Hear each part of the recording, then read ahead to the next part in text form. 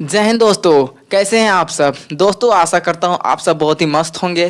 तो आज हम लोग लेकर आ चुके हैं आप लोग के लिए एक शानदार सा टॉपिक, जो आज हम लोग पढ़ने वाले हैं दोस्तों, आईएनएस विक्रांत के बारे में दोस्तों। जी हाँ दोस्तों, वह एक ऐसा एयरक्राफ्ट जो हमारा इंडियन नेवी के लिए एक शान है दोस्तों। वह एयरक्राफ्ट जो 1971 के वार में इतना अहम भूमिका निभाया था दोस्तों कि पाकिस्तान के रोंगटे खड़ा कर दिए थे ये विमान। तो दोस्तों, जो आईएनएस विक्रांत है, इसके बारे में पूरे डिटेल से पढ़ेंगे दोस्तों। आखिर हम लोगों ने आईएनएस विक्रांत को कहां से खरीदा था और आईएनएस विक्रांत को हम लोगों ने कब बनाया था दोस्तों, और आईएनएस विक्रांत के बारे में वो कौन कौन सी जानकारी है जो आप लोगों तक पहुंचाना बहुत ही आवश्यक है दोस्तों। ठीक है, आप लोगों के लिए जानना जरूरी है दोस्तों। तो चलिए स्टार्ट करते हैं बिना किसी देरी के। तो आज हम लोग लेकर आ चुके हैं दोस्तों आप लोगों के लिए आईएनएस विक्रांत। तो दोस्तों, बात करें आईएनएस विक्रांत का पूरा नाम है इंडियन नेवल शिप विक्रांत के नाम से जाना जाता है दोस्तों। और जो ये विक्रांत शब्द है दोस्तों, ये संस्कृत का वर्ड विक्रांता से लिया गया है दोस्तों। जो हमारा ये एयरक्राफ्ट है, नेवियल एयरक्राफ्ट है, इसका जो रियल नाम पड़ा गया है विक्रांता शब्द से लिया गया है, और विक्रांता शब्द से लेकर के इसका विक्रांत नाम रखा गया था दोस्तों। तो बात करते हैं उस समय से, जिस समय से हम लोगों का जो ये आईएनएस विक्रांत है वह उसका शुभारंभ होता है दोस्तों। ठीक है, तो देखिए सन बात है दोस्तों, जब दूसरा विश्व युद्ध चल रहा था, यानी 1939 से लेकर के 1945 के बीच, यानी उसके मध्यकाल। हम लोग जानते हैं जो हमारा दूसरा विश्व युद्ध था वो कब 1939 से लेकर के 1945 के बीच हो रहा था दोस्तों। तब इंग्लैंड ने क्या किया, वो इंग्लैंड ने एक युद्ध के समय इन ब्रिटेन, यानी इंग्लैंड ब्रिटेन ने क्या किया, HMS नामक एक जहाज का निर्माण करता है दोस्तों। क्या करता है, HMS हार्कुलस नामक एक जहाज का निर्माण करता है। कौन करता है, ब्रिटेन, यानी ब्रिटिश जो सरकार है वो क्या करती है, एक दूसरा विश्व युद्ध के समय देख उन लोगों को ऐसा लगता है कि हम लोगों को अगर युद्ध में युद्ध में इसको लाने के लिए उन लोग क्या करते हैं, एक एयरक्राफ्ट बनाते हैं दोस्तों। ठीक है, और उस एयरक्राफ्ट का नाम क्या होता है दोस्तों, उसका नाम होता है HMS क्या होता है, हार्कुलस होता है। HMS हार्कुलस नाम होता है दोस्तों। ठीक है, तो धीरे धीरे क्या होता है, जब ये जो HMS हार्कुलस नामक जो शिप था दोस्तों, यह एयरक्राफ्ट था, यह बन के रेडी होता है जब हम लोगों का दूसरा विश्व युद्ध खत्म हो जाता है, तब इसका बनकर रेडी हो जाता है। यानी हम बात करें 1945 में यह बनकर के पूरी तरह रेडी हो जाता है दोस्तों। ठीक है, अब जैसे ही ये जो एयरक्राफ्ट है, यानी HMS हार्कुलस एयरक्राफ्ट है, ये बनकर रेडी हो गया, और वैसे ही बना, जैसे ही बना उसके बाद ही जो विश्व युद्ध है, दूसरा विश्व युद्ध, वो पूरी तरह से समाप्त हो जाता है। तब ब्रिटेन के लोगों को लगता है, अरे भाई साहब, हम लोगों ने तो इसको गलत बना दिया, अब इसका यूज हम लोग कहाँ करेंगे। हम लोग इसका मेन मोटिव ही था कि हम लोग इसको दूसरे विश्व युद्ध में इस्तेमाल करने के लिए हम इसको बना रहे थे, और वही हमारा जो दूसरा विश्व युद्ध है वो खत्म हो चुका और ये भी बन गया। तो आखिर हम लोग क्या करें। तब क्या होता है, सन 1800 कितना आता है दोस्तों, 1857 क्या कहता है, सन 1857 में जो ये HMS हार्कुलस है, इसको भारत द्वारा इस जहाज को ब्रिटेन से खरीद लिया जाता है। क्या कहता है, ये जो जहाज है, यानी ये जो HMS हार्कुलस जहाज है दोस्तों, इस जहाज को जो ब्रिटेन के लोग क्या कहते हैं, इस जहाज को आप बेचने का निर्णय लेते हैं कि हम लोगों को क्या करना है, इस जहाज को बेचना है। तब 1857 की बात है, तो भारत क्या करता है, ये जो ब्रिटेन से HMS हार्कुलस जहाज को खरीद लेता है दोस्तों। ठीक है, उसके बाद क्या करता है, इसमें 1997 के बीच में ये लोग क्या करता है, ये जो हमारा इस HMS हार्कुलस नामक जहाज है, इसमें मॉडिफिकेशन करके इसका नाम बदल दिया जाता है विक्रांत में। क्या नाम से बदल दिया जाता है, विक्रांत में। तो दोस्तों, अगर बात किया जाए कि जो विक्रांत का पुराना नाम है, तो विक्रांत का पुराना नाम क्या है, HMS हार्कुलस नाम है दोस्तों। क्या नाम है, HMS हार्कुलस नाम था दोस्तों विक्रांत का। ठीक है, और जैसे ही हम लोग भारत में कुछ मॉडिफिकेशन करते हैं, मतलब उसके कुछ इंजन सिस्टम में, इसका कुछ रडार सिस्टम में, यानी हमारे भारत की अपनी सुविधा के अनुसार हम उसमें कुछ मॉडिफिकेशन करके हम उसका नाम बदल देते हैं, विक्रांत नाम रख देते हैं दोस्तों। ठीक है, किस नाम से रख देते हैं, विक्रांत नाम से रख देते हैं दोस्तों। ठीक है, तो यहां तक क्लियर हो गया। उसके बाद बात करें हम लोग 1971 के वर्ष, आपको याद होगा दोस्तों, अगर आपको याद नहीं है तो हम लोग इसमें एक सेपरेट वीडियो आप लोगों के बीच अपलोड कर देंगे दोस्तों। ठीक है, कि आखिर वो कौन सी घड़ी थी दोस्तों जिसमें 1971 वार हुआ था, और कौन कौन सी घटना थी और कौन कौन से लोग थे, उन सारे चीज़ों के बारे में हम लोग आपको पूरे डिटेल से समझा देंगे दोस्तों, ठीक है। तो बात करें 1971 का वार था दोस्तों, जब हम लोगों जो बांग्लादेश है, बांग्लादेश में बहुत भीषण अत्याचार कर रहे थे, जो पूर्वी पाकिस्तान के जो लोग थे दोस्तों, वो बहुत ही भीषण अत्याचार कर रहे थे। तब जो भारत की जो प्रधानमंत्री श्रीमती इंदिरा गांधी के नेतृत्व में वहाँ पर क्या किया जाता है, उनका बचाव करने के लिए हम लोग भारत से नेवी, आर्मी सबको भी कहाँ जो हमारा बांग्लादेश है, बांग्लादेश में मारने के लिए भेजा जाता है पाकिस्तानियों को। तो पाकिस्तानियों को मारने के लिए भेजा जाता है। तब जो हमारा INS विक्रांत है दोस्तों, इसको हमारा जो बंगाल की खाड़ी है वहाँ पर इसको बीचों बीच एकदम बेड़ का जैसा, बेड़ नहीं समझते हैं, जैसे हम लोग घर का घेराव करते हैं चारों तरफ, तो उसी प्रकार जो हम लोग बांग्लादेश को घेराव करने के लिए कि बांग्लादेश में कोई अन्य देश का कोई पानी जहाज यानी जो लड़ाकू विमान वो अंदर ना घुस पाए, इसलिए जो हमारा ये जो 1971 में क्या हुआ था, INS विक्रांत को साइड में लगा दिया गया था दोस्तों, साइड में लगा दिया गया था ताकि कोई अंदर घुस ना सके। और वो तो साइड में बाहर में पहरा दे रहा था कि कोई अंदर घुसेगा तो उसको मार देंगे, और अंदर यहाँ पूरा मार चल रहा था दोस्तों। तो 1971 के वार में जो हमारा INS विक्रांत है, ये बहुत ही फायदेमंद साबित हुआ था दोस्तों, हम लोग के लिए बहुत ही फायदेमंद साबित हुआ था। तो वही कह रहा है, ये जो 1971 का वार है दोस्तों, उसमें जो हमारा विक्रांत है हमारे लिए बहुत ही सहायक साबित हुआ था, बहुत ही हेल्पफुल, ठीक है दोस्तों। तो उसके बाद बात करें, जैसे ही हमारा INS विक्रांत हम लोगों ने कहाँ से खरीदा था, ब्रिटेन से खरीदा था। उसके बाद यह जो विक्रांत का अगर रिटायरमेंट का वक्त आ जाता है, और जैसे ही इस विक्रांत का रिटायरमेंट का वक्त खत्म हो जाता है दोस्तों, इसको हम लोग क्या कहते हैं, इस जो विक्रांत है, इस विक्रांत को 2 बराबर भागों में काट दिया जाता है। 2 बराबर भागों में इसको काट दिया जाता है। INS विक्रांत को 2 बराबर भागों में काट दिया, और उसी काटे गए जो बीच में जो लोहा बचता है, उस लोहा से एक स्प्लेंडर नामक एक जो बाइक का शुरुआत किया जाता है भारत में। जो उस बाइक का जो शेप होता है दोस्तों, आप लोगों ने कहीं देखा होगा, इस तरह से V नाम का शेप रहता है, सॉरी ऐसा रहता है, ऐसा V नाम का शेप रहता है, और ऐसा ऐसा डेस इधर इधर घुमा हुआ रहता है दोस्तों, ठीक है। और ये जो शेप रहता है, आप लोगों ने कहीं अगर देखे होंगे तो ये जो इस नाम का जो शेप का एक बाइक मिलेगा, तो इस जो V का वर्ड का मतलब होता है दोस्तों विक्रांत। क्या होता है, विक्रांत। जैसे कि आपको यहाँ वीडियो के यहाँ पर दिख रहा, फोटो में दिख रहा होगा, जो ये गाड़ी है, इस गाड़ी का जो यहाँ पर V शेप लिखा हुआ है, तो यही V शेप का अर्थ होता है विक्रांत। तो अगर पूछा जाए, हम लोग जानते हैं दोस्तों, जो ये इस गाड़ी का जो लोहा लगा है, इस गाड़ी का जो लोहा है वो कहाँ से बना, INS विक्रांत की जो एयरक्राफ्ट है उसके लोहा का इस्तेमाल करके इस गाड़ी का निर्माण किया गया है दोस्तों, ठीक है। तो वो कब होता है, जब इसका रिटायरमेंट हो जाता है, तब जो हम INS विक्रांत को 2 बराबर भागों में काट दिया जाता है, ठीक है। उसके बाद बात करें, जो यूक्रेन से भारत क्या करता है, जैसे ही हमारा जो INS विक्रांत का रिटायरमेंट हो जाता है, उसको रिटायर कर देता है, उसके बाद भारत क्या करता है, फिर यूक्रेन से एक जहाज खरीदता है जिसका नाम है INS विक्रमादित्य। कौन सा जहाज का नाम है दोस्तों, इसका नाम है INS विक्रमादित्य। खरीद लेता है दोस्तों, कहाँ से, यूक्रेन से खरीदता है। यूक्रेन से क्या खरीदता है, INS विक्रमादित्य खरीद लेता है दोस्तों। यह भी बहुत ही मोस्ट पावरफुल एयरक्राफ्ट था दोस्तों, ठीक है। वास्तव में बात करें तो भारत द्वारा पहला जो इंडोजीनियस वर्ड पे ध्यान दीजिएगा। इंडोजीनियस का आखिर अर्थ क्या होता है, इंडोजीनियस का अर्थ मतलब जो हमारे भारत के लोगों द्वारा या फिर भारत में ही निर्माण किया जाए, तो उस चीज़ों को हम लोग क्या कहते हैं, इंडोजीनियस। क्या कहते हैं, इंडोजीनियस। इंडियाजीनियस मतलब इंडिया से वर्ड आ रहा है, तो वो इंडिया में बनाया गया है दोस्तों, ठीक है। तो जो हमारा पहला इंडियाजीनियस एयरक्राफ्ट था दोस्तों, वो INS विक्रांत को हम लोगों ने जो इंग्लैंड से खरीद के लाए थे, वो वाला तो हम लोग का पहले रिटायरमेंट हो चुका था, तब हम लोग उसको 2 बराबर भागों में काट दिए, ठीक है। लेकिन जो हमारा रियल में इंडोजीनियस विक्रांत का निर्माण होता है दोस्तों, वो भारत में होता है। और वो और जो विदेश जो हम लोग लाए थे HMS मार्कुलस था, उससे भी और हम लोग एडवांस बना लेते हैं। और इस एयरक्राफ्ट का नाम क्या होता है दोस्तों, INS विक्रांत के नाम से जाना जाता है दोस्तों, ठीक है। INS विक्रांत के नाम से जाना जाता है। तो बात कर लें इसमें टोटल खर्चा कितना आया था, तो जो इस INS विक्रांत को बनाने में टोटल खर्चा आता है दोस्तों, वो 22,000 करोड़ की खर्चा आती है दोस्तों। कितना, 22,000 करोड़ का खर्चा आया। और वो कितना साल लगा, लगभग 2013 से बनना शुरू हो गया था, उसके बाद जो खत्म होता है, यानी 2013 में स्टार्ट कर दिया गया था बनाना। और जो उसको टेस्टिंग के लिए उतारा जाता है समुद्र में, तो वो उतारा जाता है 2022 में उतारा जाता है। और फाइनली दोस्तों वो वक्त आ गया, यानी 2023 को हमारा जो INS विक्रांत है वो रेडी टू फाइट के लिए तैयार हो जाता है दोस्तों, ठीक है।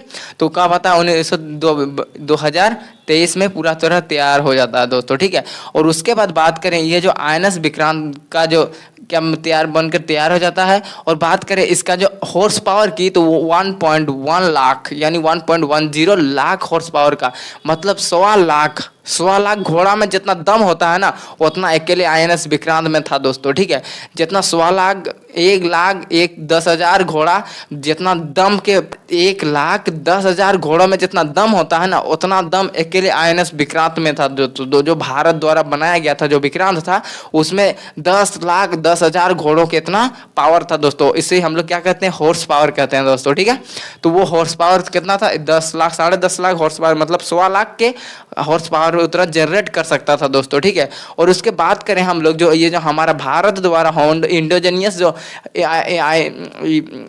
जो आईएनएस विक्रांत था, उसका जो लंबाई था दोस्तों, उस लंबाई कितना था, वो 860 फीट था। कितना लंबा था, 860 फीट लंबा था, और 203 फीट चौड़ा था। और हाइट की बात करें, मतलब ऊंचाई कितना था, उसने 84 फीट ऊंचा था दोस्तों। कितना है, लंबाई कितना था, लंबाई था 860 फीट, और चौड़ाई कितना था, 203 फीट। और हाइट की बात करें तो 84 फीट हाइट था दोस्तों। जो हमारा आईएनएस विक्रांत था, वो कितना था, वो 860 फीट क्या लंबा, और जो 203 फीट चौड़ा, और जो 84 फीट ऊंचा था दोस्तों। ठीक है, आईएनएस विक्रांत का ये लंबा है। और बात करें आईएनएस विक्रांत का जो क्षेत्रफल था, वो कितना बड़ा क्षेत्रफल में फैला हुआ है, वो था 2.5 एकड़ में फैला हुआ था दोस्तों। कितना, 2.5 एकड़। तो बात करें 250 डिसमिल में फैला हुआ था। आप लोग देहात के हैं तो आप लोगों को डिसमिल तो समझ में आता ही होगा। तो कितना, 250 डिसमिल में पूरा फैला हुआ था area.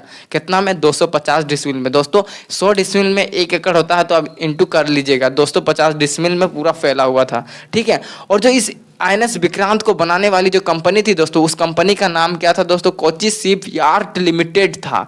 Kochi ship yard limited के द्वारा बनाया गया था। और ये जो शिप यार्ड है, ये दुनिया का सबसे बड़ा शिप यार्ड माना जाता है दोस्तों। कोची शिप यार्ड को क्या, दुनिया का सबसे बड़ा शिप मैन्युफैक्चरिंग के नाम से जाना जाता है दोस्तों। ठीक है, तो इन्होंने क्या बनाया था, जो हमारा आईएनएस विक्रांत का निर्माण कराया था दोस्तों। ठीक है, और बात करें आईएनएस विक्रांत में रडार की, तो आईएनएस विक्रांत में बहुत ही अलग किस्म के, बहुत ही अलग अलग फंक्शन वाले रडार लगे हुए हैं। तो उसको हम लोग पूरे अभी से बात करने वाले हैं, पूरे हर एक रडार के बारे में। तो आता है सबसे पहला जो रडार आता है दोस्तों, आईएनएस विक्रांत में मरीन रडार लगा हुआ रहता था। आईएनएस विक्रांत में एक मरीन रडार लगा हुआ रहता है दोस्तों। और वो मरीन रडार क्या करता है, वो मरीन रडार जो छोटे छोटे टारगेट होते थे, जैसे हमारा मान के चलिए समुद्र में आईएनएस विक्रांत चल रहा है, और उसके साइड 200 मीटर या 1 किलोमीटर 2 किलोमीटर के दूर में कोई एक छोटा मोटा टारगेट आ जाता है, कोई सबमरीन दिख जाता है, कोई शिप दिख जाता है, तो ये तुरंत सिग्नल दे देगा, भाई साहब कोई आ रहा है, एकदम सतर्क रहिएगा आप। कौन, वो जो मरीन रडार है, मरीन रडार तुरंत उसको सिग्नल दे देगा, अरे आ रहा है, देखना कोई आ रहा है, नहीं तो कुछ इफेक्ट कर देगा। तो उसी के लिए जो मरीन रडार है दोस्तों, मरीन रडार क्या करता है, छोटे मोटे टारगेट को, जैसे ड्रोन हो गया, जैसे जो बड़े छोटे शिप हो गए, अगर हम लोगों को विक्रांत में अगर अटैक करने की कोशिश करेगा, तो ये तुरंत सिग्नल किसको दे देगा, हमारे जो विक्रांत के जो कंट्रोल करने वाले लोगों को सिग्नल दे देगा दोस्तों। ठीक है, तो ये मरीन दोस्तों। अब हम बात कर लेते हैं और आगे में आने वाली वो कौन कौन सी रडारें हैं जो हमारे आईएनएस विक्रांत में लगी हुई रहती है दोस्तों। ठीक है, तो हम लोगों ने देखा मरीन रडारें, उसके बाद हम लोगों ने देखा टस्कन रडार है। अब हम बात करने वाले हैं जो हमारा थर्ड रडार है, जिसका नाम है नेविगेशन रडार। तो देखो भाई, जो ये नेविगेशन रडार है, ये हमारा आईएनएस विक्रांत में काम क्या करता है, तो इसका जो काम होता है दोस्तों, वो बेसिकली डायरेक्शन का पता लगाता है, नेविगेट करता है। नेविगेशन का अर्थ क्या होता है, डायरेक्शन, कि जो हमारा इतना बड़ा जहाज है दोस्तों, आईएनएस विक्रांत है, इसको किस दिशा में जाना है। मान के चलिए, अगर जैसे आपको इधर सीधा आईएनएस विक्रांत एकदम सीधे जा रहा है, और मान के चलिए उसको इधर मुड़ना है, तो वहाँ एटीसी यानी पायलट को बोल देगा, अरे अरे इधर मुड़ो, इधर जाना है, आगे पहाड़ है। तो वो क्या करेगा, जैसे ही वो जो नेविगेशन रडार है, वो सीधा सिग्नल दे देगा कि हमको लेफ्ट जाना है, तो वो सीधा लेफ्ट मुड़ देगा। अगर मान के चलो, अगर उसको सिग्नल देगा कि राइट की ओर मुड़ना है, तो सीधा वो जो पायलट होगा वो राइट की ओर मुड़ देगा दोस्तों। तो इसी प्रकार जो हमारा नेविगेशन रडार है, नेविगेशन रडार क्या करता है, जो डायरेक्शन का पता लगाता है कि आखिर हमारा जो विक्रांत है, इसको किस दिशा में ले जाना है, या फिर किस एंगल पे ले जाना है, या कितना सीधे में ले जाना है दोस्तों। ठीक है, है। तो डायरेक्शन का पता कौन बताता है? नेविगेशन रडार का काम क्या रहता है कि ये डायरेक्शन का पता लगाता है दोस्तों, ठीक है। और ये हमारे INS विक्रांत में उपलब्ध है। उसके बाद हम नेक्स्ट आता है सेलेक्स रडार। तो सेलेक्स रडार क्या करता है? बेसिकली ये जो हमारे INS विक्रांत है, इसके जो 400 किलोमीटर के दायरे में जितना सारा टारगेट रहेगा, मान के चलिए हम यहाँ हैं, हम है INS विक्रांत, यहाँ पर मान के चलिए INS विक्रांत जो हमारा कहाँ पर है, बंगाल की खाड़ी पर है। और बंगाल की खाड़ी में, और इधर जो हम INS विक्रांत बंगाल की खाड़ी में है, और जो उसका दुश्मन का टारगेट है दोस्तों वो बंगाली जो श्रीलंका के साइड में है, तो तुरंत उसको सिग्नल दे देगा। तो कौन सेलेक्स रडार के थ्रू उसको क्या सिग्नल मिल जाएगा कि आपके 400 किलोमीटर के रेंज में कोई एक दुश्मन टारगेट आ चुका है दोस्तों। तो उसको कौन सिग्नल देगा? वो उसका जो काम रहता है, वो सेलेक्स रडार का काम क्या रहता है? सेलेक्स रडार क्या करता है? जो उसके विक्रांत के 100 यानी 400 किलोमीटर के अंदर आने वाले जितने सारे इनमी यानी दुश्मन के जो शिप होते हैं, जिन्हें डिटेक्टिव चीज होते हैं, टारगेट करने वाले, हिट करने वाले जो टारगेट होते हैं, उसका सिग्नल देता है दोस्तों, ठीक है। तो सेलेक्स रडार का काम बेसिकली होता है कि जो हमारा INS विक्रांत है, इसके 400 किलोमीटर के रेंज में आने वाले टारगेट का पता लगाता है दोस्तों, जानकारी प्राप्त कराता है, ठीक है। यहाँ तक क्लियर हो गया। उसके बाद आता है MF स्टार रडार। देखिए MF स्टार रडार का होता है क्या? Main functional star radar.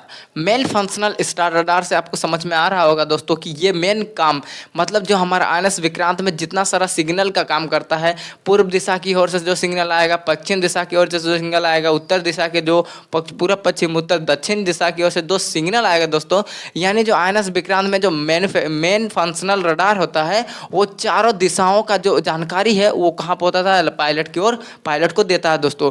तो ये 360 हमने लिखा, 360 मतलब चारों साइड का जो डायरेक्शन को बताएगा, चारों साइड का जो जानकारी को बताएगा दोस्तों, वो मेन फंक्शनल रडार का काम रहता है दोस्तों। तो मेन फंक्शनल रडार का बेसिकली काम क्या रहता है कि ये क्या करता है? जो हमारा INS विक्रांत के जो चारों साइड के जितने सारे रडार होते हैं, जितने सारी जानकारी होती है, उस जानकारी को पहुंचाता है दोस्तों, ठीक है। तो आई होप आपको मेनू जो MF स्टार रडार भी क्लियर हो गया। अब हमारा बचता है जो एंटी रडार। तो एंटी रडार क्या करता है? ये क्या करता है? दुश्मनों के, मान के चलिए INS विक्रांत में कोई दुश्मन जहाज क्या छोड़ दिया? मिसाइल छोड़ दिया, सीधा ऐसा मिसाइल छोड़ दिया।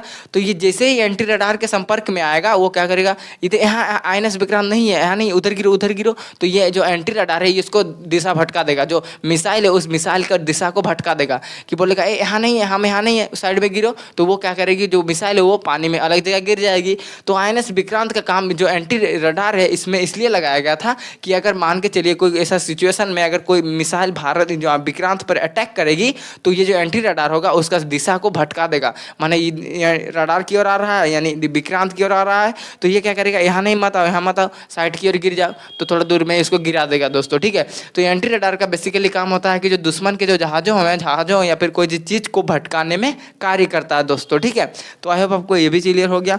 और हमारा जो लास्ट बन जाता है, जो सबसे इंपॉर्टेंट होता है दोस्तों हमारा जो INS विक्रांत में, वो होता है एक्सेस रडार। एक्सेस रडार का जो मतलब होता है, क्या होता है? ध्यान से देखिए, ये होता है एडवांस कंप्यूटरिंग कम्युनिकेशन सोसाइटी। क्या होता है? एडवांस क्या होता है? कंप्यूटिंग कम्युनिकेशन सोसाइटी लिखा हुआ है, advance computing and communication society. ये क्या करता है? ये जितना सारा काम है दोस्तों विक्रांत के अंदर, मान के चलिए जहाज का ऊपर पहुंचाना, जहाज मान देखिए विक्रांत एक बहुत बड़ा एक मान के चलिए वो प्लेटफॉर्म है, ये क्या बोलते हैं, जो एयरपोर्ट है, वो क्या है? एक एयरपोर्ट है जो बहुत सारे जहाज़ों को उतारने में, लड़ाकू विमानों को उतारने में और उसको टेकअप करने के लिए ज़रूरी होता है दोस्तों। तो उसके अंदर कितना जहाज़ और भी अवेलेबल रहता है, उसके अंदर रहता है दोस्तों। तो उसको कौन किस जहाज़ को उठाना है, किस जहाज़ को रनवे में उड़ाना है, किसको उतारना है, ये सारा जो जितना सारा काम करेगा, जितना सारा मान के चलिए फ्यूल टैंकिंग भरना, ये भरना, जितना सारा सिग्नल को अचीव करेगा दोस्तों, वो कौन करेगा? वो एक्सेस के थ्रू ही होता है।